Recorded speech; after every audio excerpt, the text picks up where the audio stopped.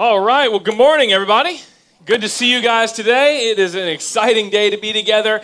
Beautiful Sunday here in Florida. And my name's Peter. If we haven't met, I would love to do that after service right outside on the patio this morning. We are in week 3 of our series called Just Do It, where we have been taking a look at the book of James. And quite honestly, we've been taking a look at how a lot of us, I should say, we can talk a really big game, right? But we can live a life that's sort of hyped up, but then we've got to actually back it up. And so we've been diving into this book and taking a look at how to live a life beyond just the hype. And here's what I know. I know that it's easy to say things. I know that it's easy to say things like, hey, I'm going to clean up the entire house before you get home. And it never happens, right? Like, I just know it happens. But I know that it's a lot harder to live them out. And so we've been saying inside of this series that are things that we need to just actually do if we're going to experience the kind of life that we want to have. And so here's the deal. Maybe you've been attending church all your life and you would argue that you've had faith all your life, but maybe you want to see it kind of show up in your life with a little bit more emphasis and more effect in your life. Well, I think this is the series for you. Maybe your spouse has been going to church for years and years, and you've been a little critical of them, and maybe not really understanding why they went to church and all this. And so you're here kind of kicking the tires of faith. And I would tell you that you're looking around saying, I don't know that the faith of people that say they follow Jesus actually matches what they do. And so this is a series for you too. Throughout this series, we've been going chapter by chapter through the book of James to discover not only what he has to say about having faith, but also a faith that shows up and makes a difference. And in the beginning of this very small, very power-packed book, there is a verse that James jumps in with us, but he says it this way, or I should say, we've kind of summarized it this way. He says, a fragmented life never leads to a fruitful life. So there's times when you're like, listen, I want to have the best life. I want to see all these great things happen in my world. I want to accomplish this or do this. And yet, we know that when we live a fragmented life, it doesn't actually accomplish being a fruitful life. It doesn't add up to a whole lot. And I'll tell you that this has never been God's plan for you and for me, to live a life of different compartments or different parts of our life. God wants us to be whole, to be complete, and to be mature, which is the premise of what James is saying in this book. James 1:22, he says it this way. He says, do not merely listen to the word and so deceive yourselves, but do what it says. He's saying, listen, it's possible for you just to hear it and not actually do it. There's something about this, though, that it rings true in my life and maybe in yours, where there's times when we can hear something that we know we ought to do, but then we don't know if we're going to actually follow through with it, right? 3.5 years ago, my wife Tiffany and I, we were out in California, and we were working with an organization before we launched Hope City Church, with an organization called the Association of Related Churches, or the ARC, and they're an incredible organization that helps plant churches around the country and honestly around the world. And we were in the process of interviewing with them and seeing if we would qualify to be a part of that organization and receive some of their help in launching this church. And they're on a mission to plant 10,000 churches around the globe right now. And in order to be an ARC church plant, you had to be interviewed by them. They wanted to ask you all kinds of questions about the health of your marriage, or if you've got kids, like the health of your family. They reviewed our finances. And then they said, hey, listen, well, tell us about your plan. Like, what's your plan to launch Hope City Church? They're like, Hope City, right? And we were like, yeah. So what's your plan? I said, well, we're planning on launching Hope City Church on September 11th, 2016. And I looked across the table, and the guy, everything else was good. The guy's like, and kind of shuffled some papers. And he goes, okay, so tell me a little bit more about that. Why that date? Why that time? And so I kind of rattled off all my reasons and everything that I had planned for that day and what we were going to accomplish. And then they said, okay, how about you guys just leave the room for a little bit, and we'll talk amongst ourselves, and then we'll call you back when we're finished. And so Tiffany and I left the room feeling pretty good about that interview. And then it was about 20 minutes or so, they called us back into the room, sat us down, and said, hey, listen, we love you guys. We think that you guys are, you're capable. We think that you've got the experience. We think that you've got everything that you need in order to do this. But we have one hang-up. We don't think that you're ready to launch on September 11th, 2016. We're going to launch you. We will have you a part of ARC if you bump it into 2017. And I was like, no, not doing it. Like, not a chance in the world. Because, listen, I was thinking to myself, how am I going to do this? We've already publicly told people the date. We've pushed it out. And so I'm thinking, now I've got to move that date to 2017. What do these guys know? Right? Well, they've planted like 6,000 churches already. What do they know, right? And so I'm saying all this stuff. And then Tiffany, as wise as she is, listen, ladies, you need to get yourself to sisterhood because there is so much wisdom that this woman has to share with you. She looks at me and she goes, hey, listen, we've always said that we wanted to be the kind of leader that listens to other leaders, that learns from other leaders. What would we be doing if we don't start that right now? And I was like, oh. Yeah, there it is. There's the voice of the Holy Spirit in my life again. And so I came back the next day and I said, hey, listen, after really thinking about it, we would love to wait until January and we want to thank you for your advice. And I will tell you this, it was the hardest thing for me to do because I had to set aside my strategy. I had to set aside what I thought about my skill set and my team and all the things that we were going to do in order to listen to the wisdom and the words of another person. Another group of people. It is so easy, if we're being honest, right? It is so easy to overestimate our abilities. It's so easy to get to a place where we start to put our trust in what we think of ourselves more than what we're learning and hearing from others. See, I want us to understand something, that trust, like what do we define trust as? Trust is an outward expression of an inward confidence. Or faith. So you hear the word faith and trust a lot in church and religious circles, and maybe you've grown up saying, I place my trust in Jesus or I place my faith in Jesus. But I want us to understand that there's actually a distinction in my mind between faith and trust. Trust is an outward expression of an inward confidence of what already is going on inside of you. And it's easy to say, I've got faith in God, but trust in myself. I've got faith in who God is, but I'm going to trust in my own abilities and my own skills.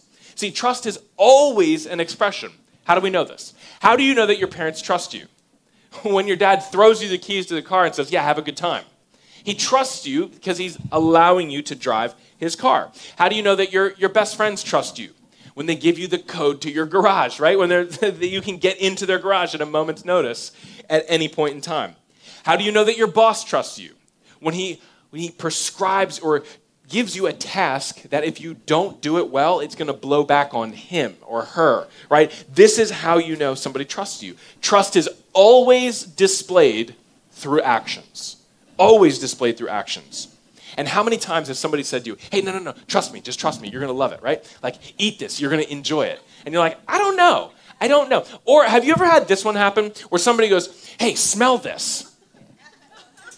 And you're like, I don't think I want to. And they're no, trust me, you need to. You're going to love it, right? Or it's the weirdest thing you've ever smelled. See, trust is always followed by action. And misplaced trust or self-centered trust leads you further away from fruit or faith that is maturing. And that's what James is getting at here in this next section of what he's talking about. He's saying, listen, you got to make sure that your trust is in the right place. Because when we've settled into self-reliance or the trust in ourselves, we can get so off base. And if you're not careful, your self-reliance will actually isolate you from others, and it will cause you to grow in pride and in your ego. Self-reliance says, hey, look at what I've done. Look at what I'm capable of doing. Or it increases that arrogance, and it puts too much stock in yourself and your own abilities and doesn't focus on the right things. Many of us say, hey, we've got faith in God, but we run around with our trust in ourselves. And this morning, I want to challenge you to think through that. Because if we're going to live lives of wholeness and completeness, we need to pay attention to more than just the way that we treat others with our actions. That's what we talked about in week 1. We need to pay attention to that, but we need to pay attention to more than just what we do with our words. That's what we talked about last week. We need to make sure that we are growing internally as well, intentionally. And James jumps right into James chapter 4. Love for you guys to turn there. Starting in verse 13, that's page 827 in the Bibles around you. You can also click over in your YouVersion app, the Bible app, and you can find Hope City. We have a live event every single weekend where you can take your notes digitally, you can share them, you can screenshot them, whatever you need to do with that. We make that available to you through YouVersion app right now. But in James chapter 4, James has no issue diving right in, and he says it this way. Now listen, you who say today or tomorrow we're going to go to this city or that city and spend a year there and carry on business and make money. Why, you don't even know what will happen tomorrow. What is your life? You're a mist that appears for a little while and then vanishes. James is insanely practical here. He says, you talk such a big game. Like, you hype yourself up so much, like, about things that you can't even control. Like, you're talking about how you're going to take your business over here, then you're going to spend a year there, and you're going to carry on and make money as if you could predict how much money you're going to make, and then you'll move on to the next place. He's like, time out, hold up. You don't even know what's going to happen tomorrow. How many of you this week, you had plans for something, and, like, you started the morning out, you're like, here's what I'm going to do, and by the end of the day, it all had changed. Anybody? I mean, it was like my entire week. And so I'm like, oh yeah, like this is exactly me right now. Like I can predict, I can pretend like I've got control, but ultimately I have no idea. We've gotten so good at predicting the weather, right? Like there's a little thing on my watch right now. I can tell you that it's going to be 81 at 12, 82 at 2, and then tonight around 6, it's going to be about 75. And you know what's probably really going to happen? But because we've gotten good at predicting the weather, we also think we can predict our future. We can predict the outcome of what will be. And this is a problem. 3 weeks ago, I want you to see this, that 3 weeks ago, it was a Sunday afternoon, I was texting a couple of my buddies, and one of them said, hey, I can't believe this news about Kobe. I was like, what are you talking about? Well, of course, then I flipped over and read some about the tragic death of Kobe Bryant in a helicopter accident. And the world stopped for a period of 24 or 48 hours where they were like, can you even believe that we are living in a world without Kobe Bryant? Now, Kobe Bryant was an incredible basketball player. He's one of basketball's GOATs, one of the greatest of all times. And this guy was a monster on the court. Right? He played for the LA Lakers let this sink in for a second. 20 seasons this guy played for one team. I mean, can you imagine that? He holds all kinds of records. He's scored more points, more free throws, made more turnovers than any guard in history. And during his career, Kobe Bryant has scored 33,643 points, 8,738 free throws, and he's completed 4,100 turnovers. All three are records for his position. The guy was absolutely incredible. Kobe was also an author, a philanthropist. Little known fact, he had a rap career for a while, and also starred in a few TV shows. So you can go check that out later. Kobe had a net worth upon about three weeks ago of $500 million. And on January 26th, about 2, 3 in the afternoon here, Kobe Bryant left this world in an instant. Now, I've had a lot of time to think about this, and I really haven't said anything. It's, just because I don't know how much more I have to add to the conversation, but I will tell you this, that Kobe's passing has caused me to think about a few things. See, his death is echoed in just about every corridor of our society. Everybody's talking about it. There's no shortage of that. But here's a multi-million-dollar, multi-talented man who had everything in his life that you could possibly want. And in a matter of moments, it was all taken. And people were shook. They were like, what is going on? Because why? There's something in our society that said Kobe Bryant wasn't supposed to die. If we're being honest, like if we're really getting to the baseline assumption of like, why is this so shocking? And why did this get plastered all over the news? People die every day, all the time. Celebrities die, and they don't get as much press. Kobe was a legend. Kobe was a legend. I mean, Kobe grew up in Upper Moreland, which is actually Lower Moreland, not very far away from the high school that I graduated from. Kobe Bryant was just a few years ahead of me in high school. And yet Kobe became an absolute hero on the court. I mean, he's plastered all over the place. And there's this pervasive thought in our life that, like, legends don't die. Legends, actually, they just live on forever. And legends, yes, we understand that every human being is one day going to pass away. We understand that the mortality rate is 100%. But legends choose when they're done. Legends choose when to hang up the jersey, or they choose when to set it down, and they choose when to ride off into the sunset. Kobe had no choice. And that doesn't seem right to us, because this is the pervasive story told over and over and over again by our society. That the American dream is that you can build yourself up by your own bootstraps. You can make it on your own, because why? You are so good. And this little boy that grew up in Philadelphia that became a superstar known by the entire world did it on his own. And James says, very appropriately, he says, what is your life? You're a mist that appears for a little while and then vanishes. And if that's true, then you and I, we need to take heart what James is saying. James is saying that you and I need to keep our life in proper perspective. Like this morning, we need to keep our lives in proper perspective, because you're not guaranteed tomorrow. If you're taking notes with us this morning, point one is that we want to keep our life in proper perspective. That tomorrow, it may come, but we have no control over it. Do you remember the first time that you saw somebody vaping in a car? Do you remember that? I'll never forget. It was... the last time I remember very, very specifically was, like vividly, was over here on Cattleman in Fruitville, right where it comes around that corner, and we pulled to a stop. I'm not kidding. I thought this guy's car was on fire.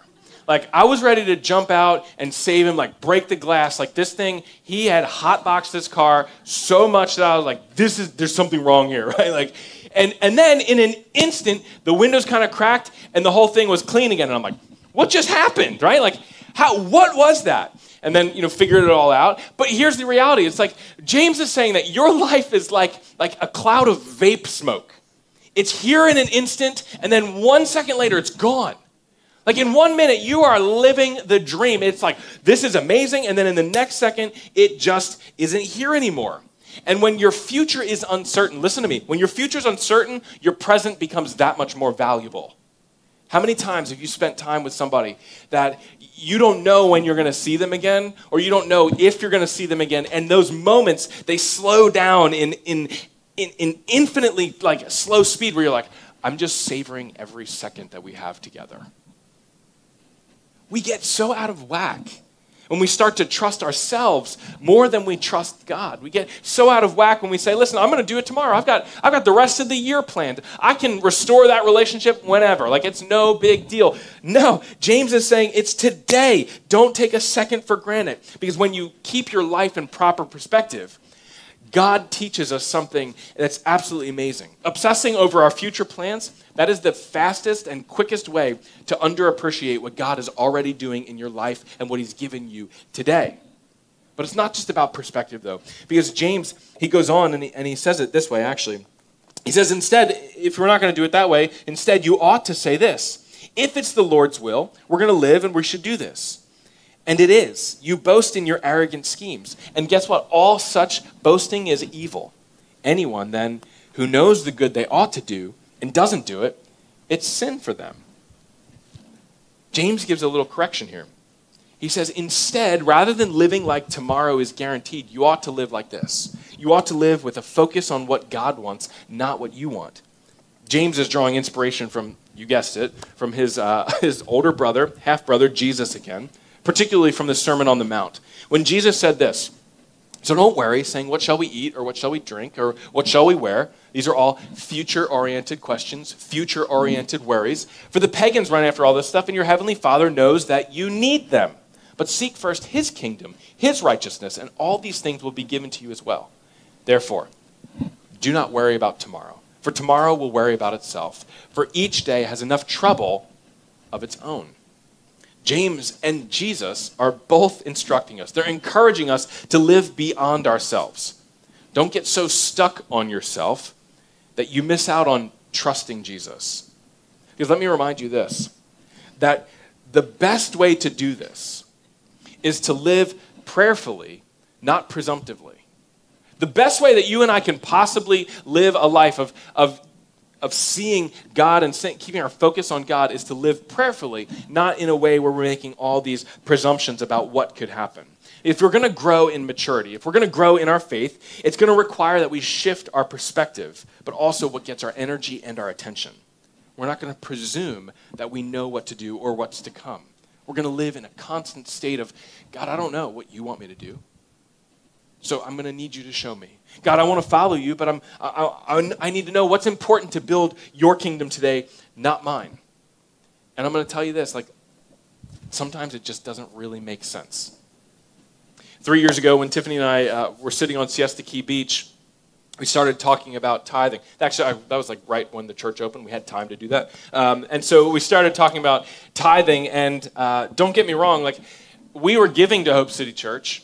We helped fund the launch of Hope City, but we were in those early days. We were getting going, and we were trying to figure out how are we going to pay our own bills? How are we going to put food on our own table? And we weren't really sure about this whole thing. Now, the church has always been provided for by the generosity of others, and always will be provided for by the generosity of others. And so we were faced with the decision, do we tithe in an already difficult financial situation as we are launching this church and getting the church going?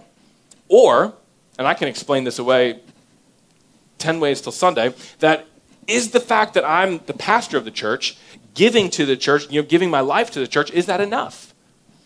And I'm so grateful that in that moment, we looked at each other and we were like, no. It doesn't matter what's going on in our world. We're going to tithe, because tithing to our church is an act of obedience to God. We've placed our faith in God, but we need to follow our faith up with trusting in God. We're not going to presume that we know how God is going to provide.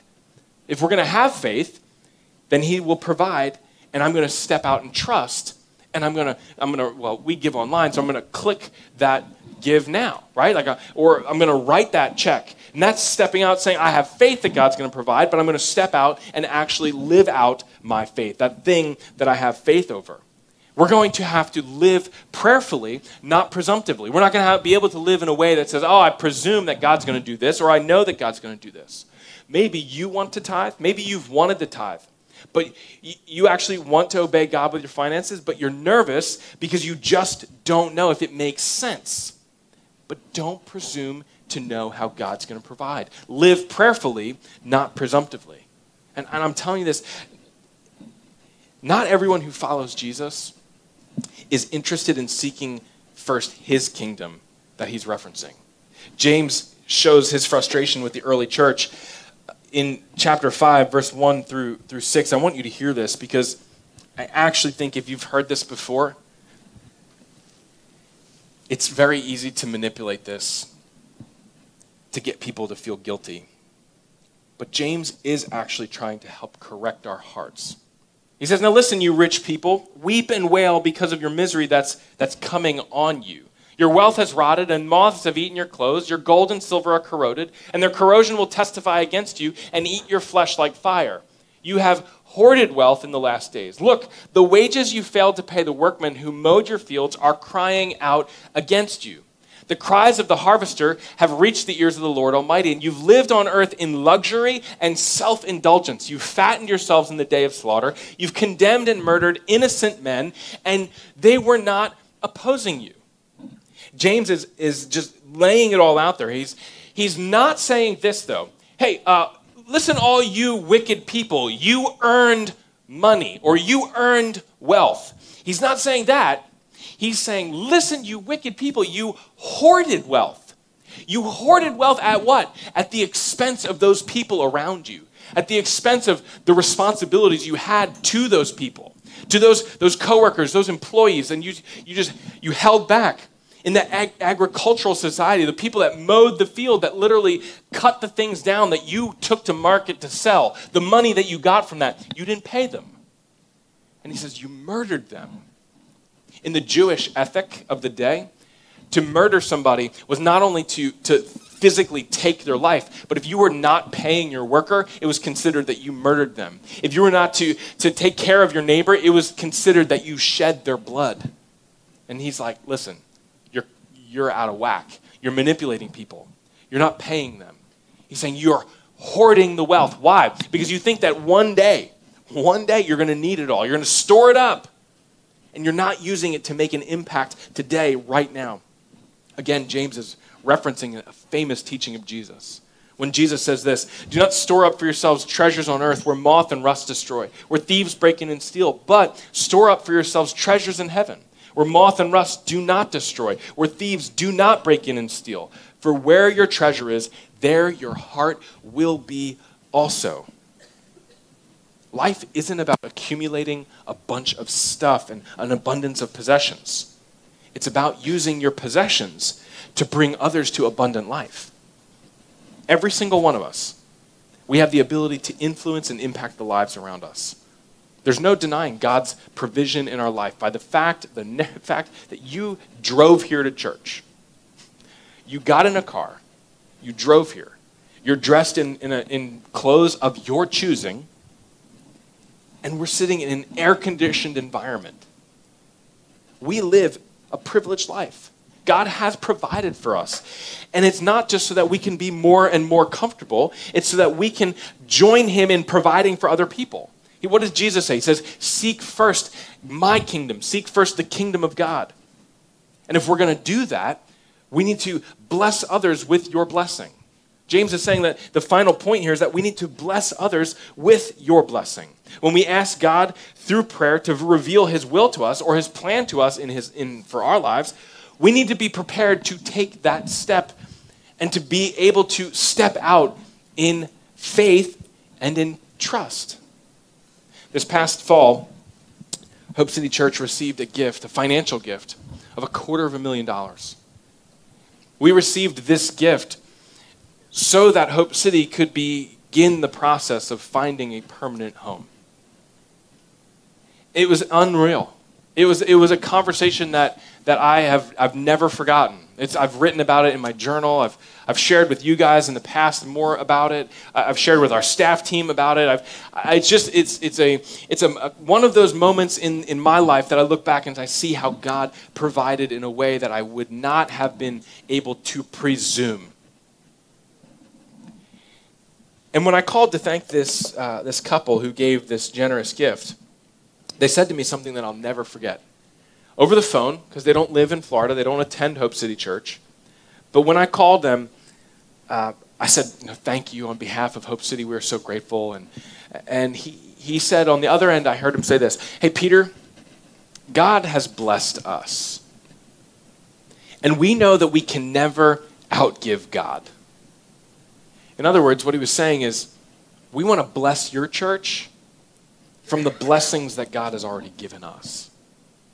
We want to bless your church in a way because God has blessed us so much. And we can't outgive God. Let me tell you this, we don't live in Sarasota just to simply soak up the sun and sit over at siesta. We live in Sarasota because God placed you here on purpose for a purpose. If you have a pulse, you have a purpose, which means everybody in this room, as the moment that I'm speaking right now, you're still filled with purpose, okay? God has you here on a mission for a mission. He might just cleverly have you disguised as a neighbor, as an actuary, as a plumber, as a consultant. God may have you in a position to influence other people, to bless others with and through your blessings the way that he's already blessed you. This is why we brought our church into existence, listen to this, not on September 11th, but on January 22nd, 2017, so that we could be for Sarasota, Not just another holy huddle, not just another church that exists. Another one needs to pop up on this row or this street, right? We don't need another church. We need another group of people that are saying, I'm going to place my faith in Jesus and I'm going to step out in trusting him. If he's called us to something, it's not enough just to believe it. We've got to obey it. And James is laying it so very clearly that we're to bless others with our blessing. We're actually to live on behalf of them. He's clear that it's possible to live a life filled with hype. It's possible for me to stand up here and not actually live out what I preach. It's all possible. But a life that's just words, it has no substance. It's all hype. But let's be clear that your faith should make a difference, not just be a preference in your life. Way too many of us, we wake up in the morning and we live our lives by a set of preferences because I'm a follower of Jesus or I'm a Christian. Jesus has never been about creating a system of preferences. It's never been about just do this, and this.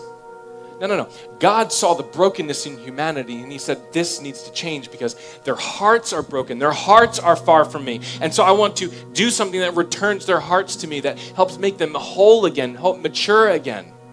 And he sent Jesus to earth so that he would lead the way. He would show us a new way of connecting with God. And not only that, but he also brought Jesus to earth so that you and I could be forgiven once and for all of eternity. Because Jesus went to a cross, to hang on a cross, to die for you and I, to take the penalty of our sins, those times that we live life on our own, for our own. When we say, you know what, I'm placing my faith, I'm placing my trust in me. And Jesus stretched out his arms on the cross and he said, Father, forgive them, for they don't know what they're doing. Because of that action, you and I have been made right. Our hearts can be healed. We can be restored and redeemed in a way that we have not experienced before the cross, before Jesus. And so this morning, if all you hear me saying is that you need to go and do more stuff, then let's get back to it. Let's get back to what James is saying. He's saying, no. Your faith, what you believe about God, what you believe about Jesus, it instructs your behavior. It's not the other way around. Your faith should make a difference in your life. It's possible that you can actually trust God too little. But it's impossible to trust God too much. It's impossible. Because faith and trust go hand in hand. It's behaving and believing. And I'm asking you this morning, what is God asking you to do because of the relationship that you have? Does your trust line up with your faith? What if God is saying to you, hey, I want you to take tithing seriously. Trust me, I'm going to provide. Or maybe God's saying, I want you to live beyond yourself. Start serving people around you. Or what if today he's saying, I want you to join the dream team and discover your purpose that I've made you for?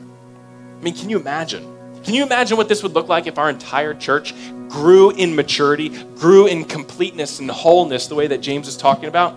Imagine what God's kingdom here on earth would look like in Sarasota. We would see a church that's united. We would see a church that said, you know what, we're placing a stake in the ground, and on our watch, we're going to be for Sarasota. On our watch, this city's going to know that we're for them because why? God is for them. We know that.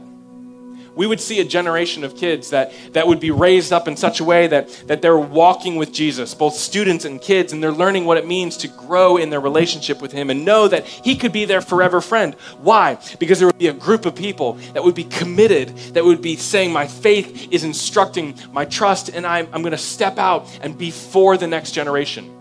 We would see a church that as we grow in maturity, that we would see individuals that don't feel like numbers or statistics because they would know that there's a church community that exists for them, for the one, for that one person that walks through the door today. Maybe that's you. You walked in today. This is your first time at church. And I don't know what to expect. We did this for you. right? We did this for you because we want to live this out and we move towards one person. And if we're going to do this, listen to me, we must increase our faith.